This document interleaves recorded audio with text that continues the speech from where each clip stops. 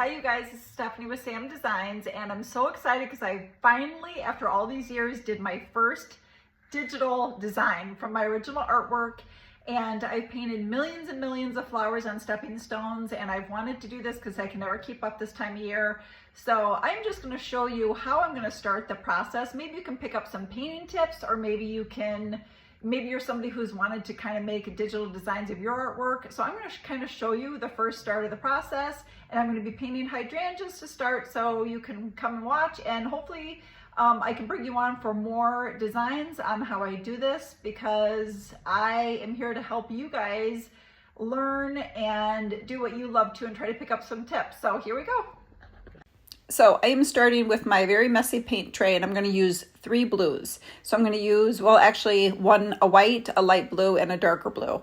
And I am going to start, I'm just going to do 4 hydrangeas today. So I'm starting with the lighter blue because it's more the middle tone of the blues. And I'm just going to basically paint about 4 circles, very similar in size as much as I can get them.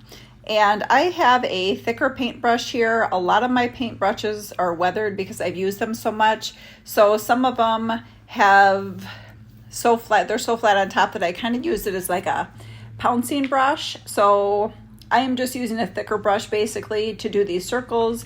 And then you can find a paintbrush that has more of a flat top, so you can do this pouncing motion. So then I am coming in with the darker blue. This is more like a cobalt blue. And I'm coming in around the edges, and I'm just defining the hydrangeas.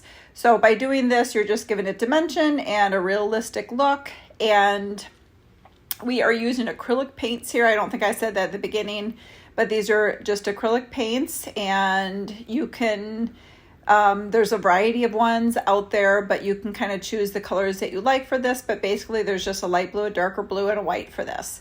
So once you have this outlined, you're going to kind of outline them and blend in those colors. And then after you have the blue on, you're going to come back with the white, because the white is going to give it some fluffiness, and it's going to be bright so it looks like it's got texture. So I am bringing in the white at the end, and I'm going to do this to all 4 of them.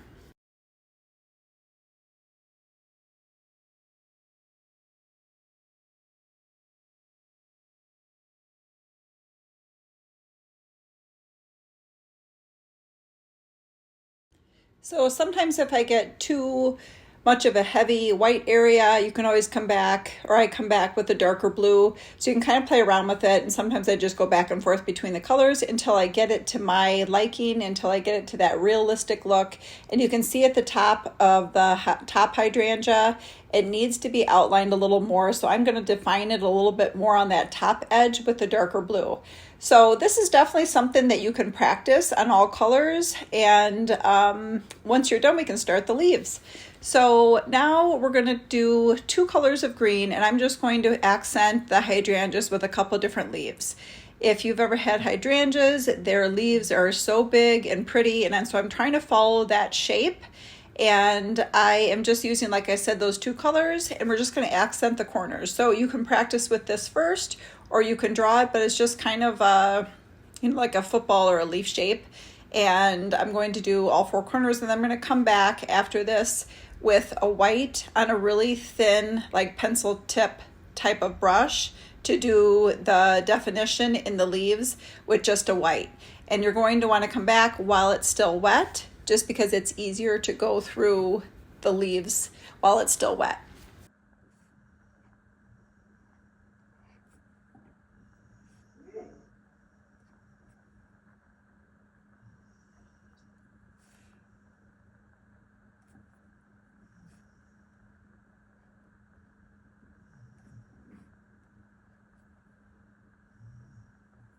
So now we are using the thinnest paintbrush, and we're just starting by doing the little line in the middle down the center. This is with white acrylic paint, and we're going to do the same thing to all the leaves, and a line down the middle, and then we're going to do little lines just to mimic the hydrangea leaf, what it actually looks like.